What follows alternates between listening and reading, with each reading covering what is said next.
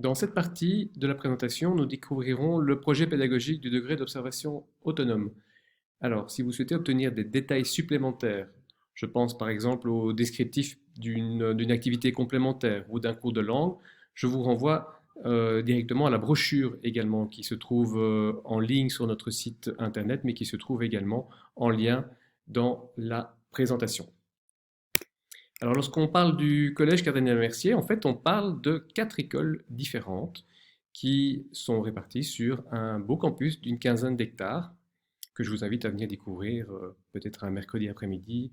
Euh, voilà, pour ça, il en vaut la peine. Alors, ces 4 écoles, eh bien, vous avez une école primaire qui compte un peu moins de 500 élèves, un DOA pour degré d'observation autonome, qui est une école qui n'organise que, entre guillemets, les premières et les deuxièmes secondaires. Alors chez nous, nous comptons actuellement 843 élèves, répartis en 18 classes en première et 19 classes en deuxième, et environ 90 membres du personnel confondus, professeurs et éducateurs. Nous avons également les humanités qui organisent à partir du deuxième degré, donc à partir de la troisième secondaire, un enseignement général de transition, et l'Institut qui organise un enseignement technique de transition et technique de qualification à partir de la troisième. Les humanités comptent environ un peu plus de 1100 élèves, l'Institut environ 500 élèves. Alors, 4 écoles, c'est intéressant sur un campus parce que l'offre évidemment de formation est évidemment étendue. C'est un grand avantage évidemment d'avoir plusieurs filières et plusieurs types d'options sur le campus. Et donc pourquoi 4 écoles? Parce que tout simplement parce que chaque école possède ses spécificités, un projet d'établissement avec ses finalités qui lui est propre et par contre, heureusement, ces 4 écoles poursuivent un projet éducatif et pédagogique commun.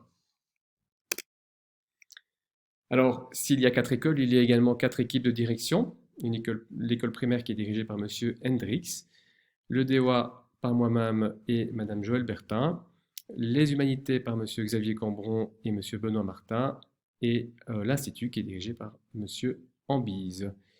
Alors, nous avons également un préfet de discipline et d'éducation, Monsieur Christophe Bustran, qui est là pour faire respecter les règlements, bien entendu, mais aussi pour gérer notre équipe d'éducateurs. Alors, 4 écoles, mais des valeurs communes, et ça c'est très important pour nous. C'est notre socle, c'est notre base pour avoir une certaine cohérence dans ce projet pédagogique. Les 4 écoles partagent la valeur d'exigence. On est exigeant au niveau disciplinaire, en maths, en français, en langue, en EDM, peu importe. On est exigeant au niveau technique, on est exigeant au niveau sportif et on est exigeant au niveau des valeurs. Donc ça, ça fait vraiment partie de l'ADN du Collège Cardinal Mercier. Alors le sens de l'effort, mais c'est important pour nous de montrer, de faire comprendre à un élève que s'il réussit brillamment une interro, c'est parce qu'il y avait du travail derrière, il y a eu des efforts, il y a des efforts de compréhension, des efforts d'écoute en classe, et qu'il n'y a pas de magie, et que c'est comme ça que ça fonctionne la vie. On n'a rien sans rien. L'aide aux jeunes pour qu'ils puissent grandir, alors ça c'est une valeur qui est intimement liée à l'exigence. Donc c'est vrai que comme je l'ai exprimé très clairement, on est exigeant dans tous les domaines, mais on ne va pas laisser le jeune seul face à ce niveau. Donc vous comprendrez dans la présentation qu'on va mettre pas mal de choses en place. Il y a de nombreuses aides, des études, des remédiations qui sont là pour lui permettre d'atteindre le niveau exigé par ses professeurs. Et enfin, le respect de la personne en toutes circonstances. Ça peut être évidemment n'importe quelle personne qui gravite autour de l'élève et nous insistons beaucoup sur des petits mots simples. Merci, bonjour, au revoir. C'est vraiment très très important pour nous quand un élève croise un professeur ou un directeur dans la cour. On insiste pour qu'il lève les yeux et qu'il nous dise simplement un petit bonjour. Chers parents, chers élèves, bonjour. Je suis ravie de vous présenter notre projet pédagogique. Celui-ci consiste en un équilibre entre une formation humaine basée sur la proposition de valeurs humanistes à vivre et une formation intellectuelle exigeante. L'exigence. Comment allons-nous décliner cette volonté d'exigence au DIWA? Vous allez voir, ce n'est pas seulement un beau discours pédagogique, mais c'est très certainement du concret. Alors, vous avez ici 4 petites icônes. Celles-ci vont nous accompagner tout au long de la présentation. Commençons par la formation intellectuelle exigeante. Nous avons 2 volets, l'acquisition de nouvelles compétences et l'acquisition d'une méthode de travail efficace. Notre exigence, atteindre plusieurs niveaux de facultés cognitives tout en mobilisant les compétences à 14 ans. Pour ce faire, nous nous appuyons sur une base solide, travaillée et acquise par votre enfant en école primaire. Deuxième élément essentiel pour nous, découvrir une méthode d'apprentissage performante grâce à la construction réflexive et assistée de l'équipe éducative. 2 volets qui se recoupent, l'organisation du travail et la méthode. Une méthode de travail efficace s'appuie immanquablement sur une organisation du travail performante. Notre challenge, c'est faire en sorte que chaque enfant trouve sa méthode de travail. Cela nous paraît fondamental pour la suite du cursus au 2e et 3e degré. Nous avons mis en place un projet innovant. Il fait partie de notre plan de pilotage. Il s'agit d'insérer au sein des cours l'exploitation ciblée d'outils méthodologiques. Ainsi, 4 modules seront abordés par chaque discipline tout au long du degré. Il y a la mémorisation, l'organisation, la planification et la synthèse. Alors, quel accompagnement allons-nous offrir à nos élèves? Nous avons mis au point un dispositif d'aide et de soutien scolaire. Vous distinguez 2 couleurs. Alors, les dispositifs en orange relèvent d'une analyse et suggestions émises par le conseil de classe. Les dispositifs en bleu, avec inscription libre de l'élève auprès de l'éducateur référent. Alors, évidemment, pour nous, ce qui est important, c'est que nous puissions réagir rapidement.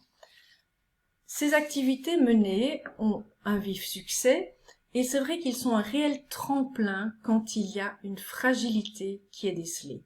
Ce que nous demandons, c'est que votre enfant soit motivé et ait un esprit constructif lors de ces ateliers.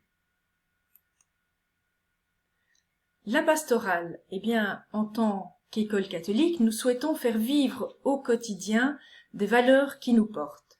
Chaque année, un thème est choisi par l'équipe de la pastorale et est développé tout au long de l'année. Alors, les fondateurs du collège Cardinal Mercier cherchaient un équilibre entre la formation intellectuelle rigoureuse et évidemment le développement harmonieux du corps et de l'esprit de chacun des élèves. On a un campus magnifique de 15 hectares, on a aussi une piscine qui a été récemment rénovée et un programme de natation qui est vraiment assez cohérent et qui vise le perfectionnement de différents nages tout au long du degré. L'intérêt pour l'éducation sportive se concrétise très clairement dans nos installations. Vous voyez ici le mur d'escalade qui est installé dans le centre sportif. Nos professeurs d'éducation physique ont suivi des formations spécifiques pour exploiter ce mur avec les élèves et ils sont donc tous brevetés. En première et en 2e année, il y a un travail sur la confiance, l'assurance et la sécurité qui est mené. Notre magnifique campus de 15 hectares offre un espace fantastique à nos jeunes. Chaque année, les professeurs d'éducation physique organisent un gigantesque cross autour du collège. C'est plus de 1000 élèves qui concourent chaque année. Les valeurs prônées sont celles de la solidarité, de la bienveillance, du fair-play et le sens de l'effort. Ce qui est important pour nous, c'est effectivement aussi l'ouverture sur le monde. Les élèves ont à disposition un centre de documentation et ils peuvent s'y rendre tous les temps de récréation et temps de midi. Ils peuvent louer un livre à leur guise, ils peuvent aussi travailler sur ordinateur. Tout cela se fait dans le calme. C'est un lieu très prisé par nos élèves, très agréable, avec une bibliothécaire qui vraiment entretient ce lieu de manière fantastique. L'ouverture sur le monde, c'est aussi les nombreuses activités organisées au DOA que nous vous invitons à découvrir sur nos réseaux sociaux. Ainsi, allez voir notre compte Instagram, doa.ccm. Nous avons aussi une chaîne YouTube, l'adresse Degré d'observation autonome CCM. De nombreuses activités ont été filmées et sont mises à votre disposition. Vous pourrez ainsi vous rendre compte de l'esprit qui règne au sein de notre belle école. Je passe la parole maintenant à mon collègue qui va expliciter ce que nous mettons en place au niveau technologique. Dernière partie de notre projet pédagogique, elle concerne les nouvelles technologies. Depuis, je dirais, une quinzaine d'années, nous avons vu de nouveaux outils faire leur apparition dans les classes. Ces nouveaux outils sont les ordinateurs, sont les tablettes, les tableaux blancs interactifs ou TBI, ou encore les TV interactifs. Vous en verrez quelques exemples dans les dias qui suivent. Alors, pour nous, les enjeux sont importants parce que cette école, elle doit être en phase avec la société et la société dans laquelle on vit, effectivement, c'est une société technologique. L'autre enjeu, c'est évidemment que l'école doit être capable d'exploiter le potentiel de ces nouveaux outils pour apprendre mieux. Alors, parce qu'il n'y a pas de magie. Il ne suffit pas de mettre un élève en face d'un TBI ou d'une tablette pour qu'il apprenne. Que du contraire, il ne faut pas être naïf, nous ne le sommes pas. Par contre, et c'est là qu'intervient, je dirais, la créativité de l'enseignant, ses compétences, son intelligence, qui lui permettront de créer un dispositif pédagogique exploitant la plus-value de ces nouvelles technologies et dans lequel alors l'élève pourra mieux apprendre. Alors nous, ça fait, je dirais, 7 ans que nous avons entrepris ce virage technologique en investissant massivement dans nos classes. Toutes nos classes, nos 37 classes sont équipées d'un TBI, sont connectées à Internet. Nous avons investi massivement dans la formation des enseignants également, parce que, je le répète, l'outil en lui-même est très très loin de suffire. C'est l'enseignant qui mettra en place un dispositif qui va permettre aux élèves d'apprendre. C'est certainement pas l'outil seul. Alors, notre rôle est d'éduquer les élèves justement à l'utilisation de ces outils. Nous en sommes certains. Et c'est leur montrer qu'on peut faire autre chose avec leur GSM, par exemple, que d'aller sur Instagram ou d'aller sur Snapchat. Il y a vraiment autre chose à faire et leur montrer que, sans les diaboliser, que ces outils peuvent vraiment les aider à bien apprendre, à mieux apprendre. Nos 37 classes donc, sont équipées de tableaux blancs interactifs. En l'occurrence, ici, en photo, vous avez une télévision interactive. Et donc qui permet, raccordé à un ordinateur, de mettre en place des activités pédagogiques un peu différentes et innovantes. Nous avons également une cyberclasse, donc c'est une salle équipée d'une quarantaine d'ordinateurs et qui permet donc à nos élèves, accompagnés de leurs professeurs, d'effectuer des recherches sur Internet, par exemple, de classer les informations, de les synthétiser et éventuellement aussi de les présenter grâce à un logiciel type PowerPoint. Nous avons également mis une plateforme numérique en place. Elle s'appelle Smart School.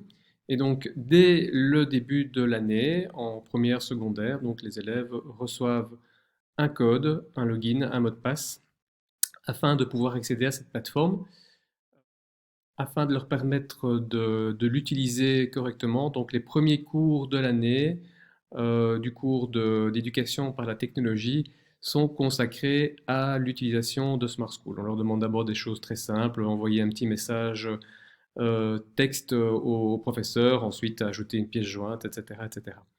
Donc notre volonté est toujours évidemment de leur apprendre à utiliser ce type d'outils. Alors, nous utilisons Smart School pour notre communication, donc envers les parents, tout ce qui est information organisationnelle, pédagogique, disciplinaire et autres, passera par Smart School. Ça permet aussi aux professeurs de communiquer très facilement avec ses élèves, et l'inverse évidemment est aussi vrai. Alors, Au niveau éducation, eh bien, c'est une plateforme qui propose pas mal d'outils d'e-learning. Et donc, là aussi, pour mettre en place des dispositifs pédagogiques, on a beaucoup parlé d'hybridation. Eh bien, c'est évidemment un outil très, très efficace. Tout ce qui est administratif, hein, donc, elle passe également par Smart School, mais ça, c'est sans doute plus transparent pour les parents. Et donc, le suivi des élèves, alors ça c'est un module très important pour nous, puisqu'il nous permet de vous communiquer tout ce que l'élève a fait en termes de remédiation, est-ce qu'il a suivi les remédiations ou pas, quelles sont les matières qui ont été vues, le dossier disciplinaire, donc vous êtes tout de suite averti quand il y a des lignes qui s'ajoutent dans ce dossier, et on espère évidemment le moins possible. Et nous l'utilisons également en interne pour le suivi pédagogique des élèves. Donc le dossier docimologique est créé à partir de la première secondaire chez nous et va suivre l'élève durant tout son parcours au collège, que ce soit au DEA, en humanité ou à l'institut. Alors, nous utilisons également un journal de classe en ligne, toujours via notre plateforme Smart School. Donc, les avantages sont les suivants. Ben, c'est évidemment plus facile pour les parents qui souhaitent suivre la scolarité de leur enfant de le faire via un agenda électronique, puisque ce sont les professeurs qui notent les matières qui ont été vues et également les tâches qui seront à réaliser. Pour les élèves en difficulté, c'est un stress en moins, je dirais, en difficulté de prise de notes, puisqu'ils savent que tout est noté et qu'ils n'ont rien oublié.